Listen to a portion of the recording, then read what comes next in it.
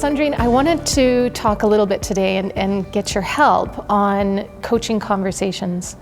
So often we have to have very tough conversations with individuals, and our children who are struggling with eating disorders, like you said, they can have very big energy, and we need to know how to respond to that. We don't often realize how little we are listening to others. In fact, we're usually only listening to our own internal experience. So for example, we're thinking about what we're going to say back in relation to the person's story. We may be trying to problem solve in order to fix what they're struggling with, or quite frankly, sometimes we're not listening at all.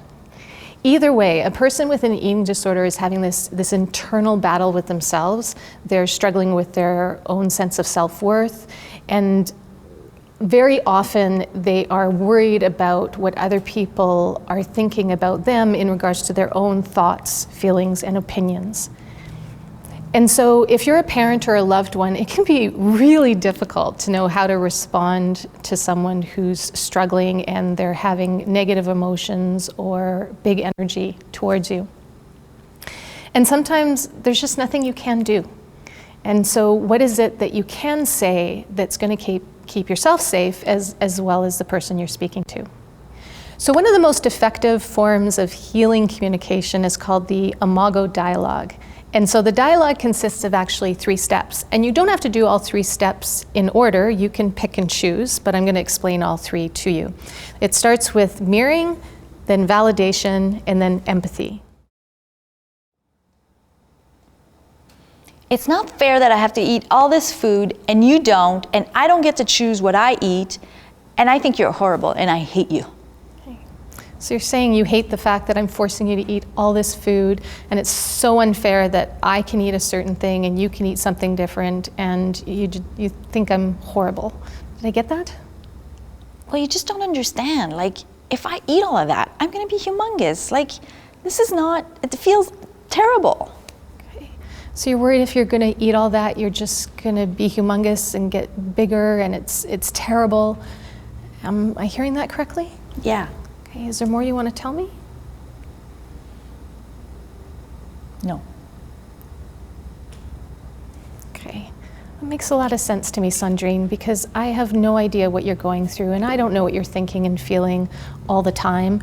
And I'm asking you to do something that contributes to your worst fears. So I get that you'd have some pretty negative feelings towards me these days.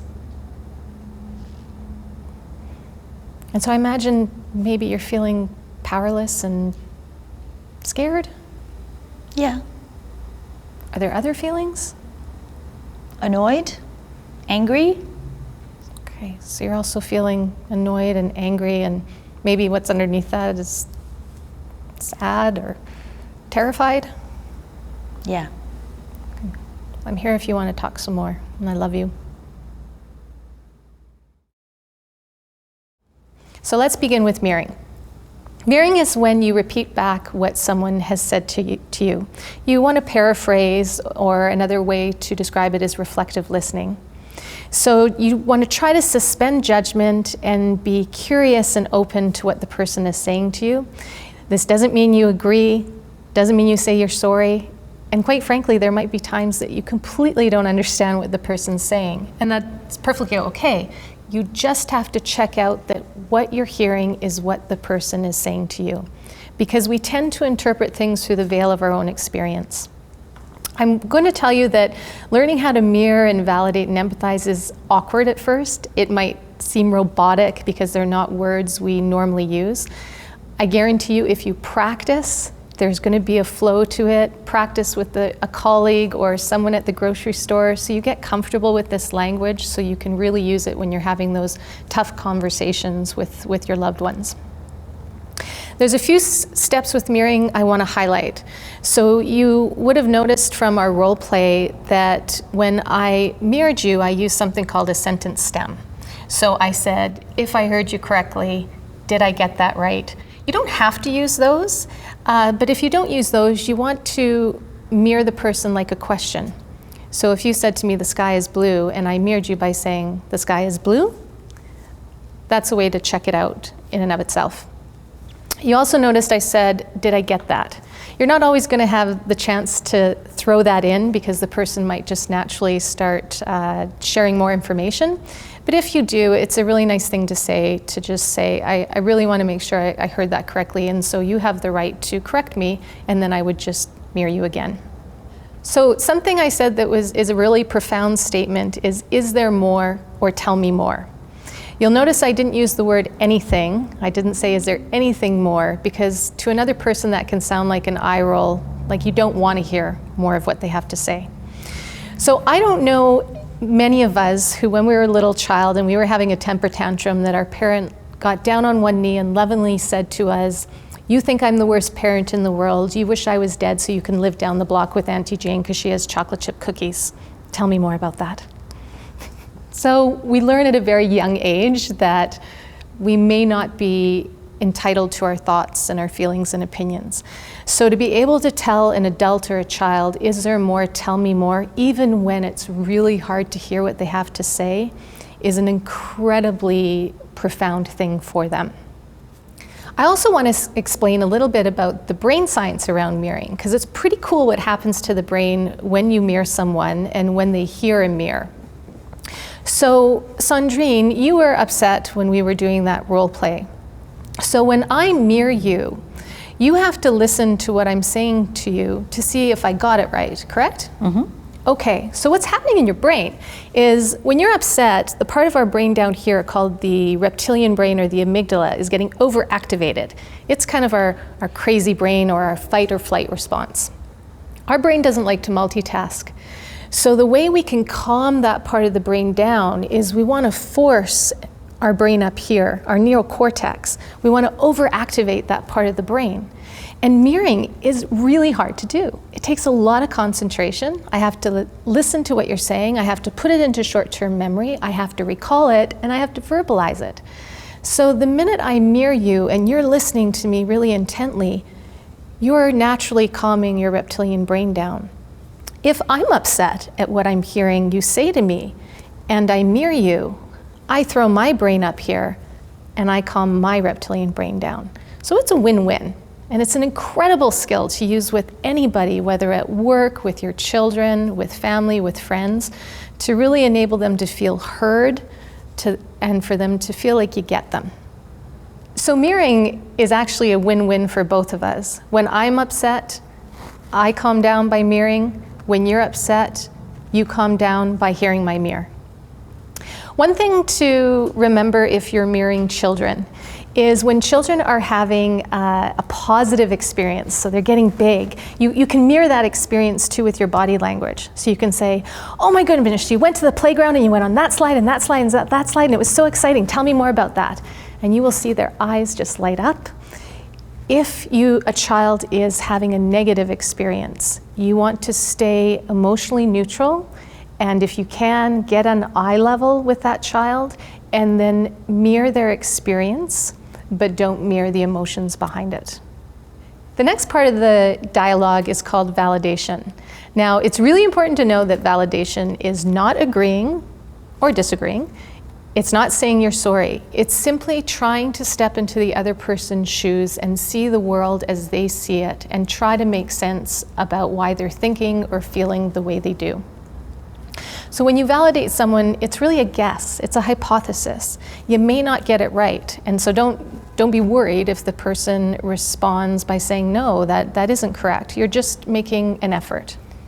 So validation instantly creates trust and closeness. You're in essence saying that the other person's subjective experience has some logic to it.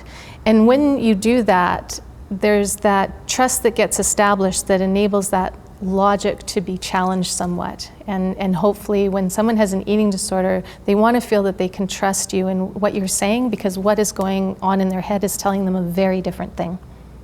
So another example of validation might be if you called me up yesterday, Sandrine, and you're going to a job interview and you're a bit nervous about it. If I validated you, I might say something like, you know, it makes sense that you're a bit nervous because I know how important this job is to you and it's something that you really want to do in your life. And so I can understand why you're really spending a lot of time thinking about it. I think I've learned this validation through our journey through an eating disorder, and both Jim, my husband, and I still use it daily. And so if we're having an argument or a heated conversation, a domestic conversation, he will sometimes validate me, and I'm like, I know what you're doing, and yet it feels better. So there's this, definitely I understand that the chemistry behind, or the brain chemistry behind this process is quite interesting, even if you rationally understand what's going on. Yeah, the cool thing about validating is that it doesn't always solve the problem, but somehow you just feel better knowing that the person is trying to understand your inner experience. My husband and I have learned these skills when we first started dating and deciding we were going to get married, and it's been incredibly beneficial to our relationship and helping navigate those power struggles that individuals can get into. So the last part of the dialogue is empathy. Empathy is simply where you guess at how someone might be feeling. Please do not tell them you must feel, because I guarantee you're going to get a "don't tell me how I feel" back from them. So I usually like people to say 2 or 3 emotion words. I'd also suggest you not justify why you're guessing at the feeling. So if you said, "I imagine you're feeling disappointed because," and the reason you don't want to say the "because," if you're right about the feeling, but you're wrong about the reasoning why, you're going to start a whole new dialogue, and so you want to keep it safe. So always imagine and guess how someone's feeling. In our role play, you actually used feelings such as anger and frustration. And one of the things I like to educate parents and adults around is to, when you empathize, try not to use words such as angry, frustrated, mad, pissed off, because those are in essence secondary emotions. They're emotions we use when we're reluctant to be more vulnerable with ourselves and someone else. Because anger pushes people away, it's intimidating, it protects us, but it disconnects us from another person. So when you provide empathy to someone, you're in essence really supporting them in validating their emotions, if you're getting it right, but also they may not know what their emotions are. So it's an opportunity for them to perhaps practice different emotions. And even if they say back to you, "That's not right, I don't know how I'm feeling," then all you do is mirror that and say, "Well, I hear you saying you don't know how you're feeling." So the dialogue skills can be used with everybody, and I'd encourage people to just use bits and pieces of it. You can take the structure out, you can make it informal, so it becomes almost a flow in your conversation in your day-to-day life.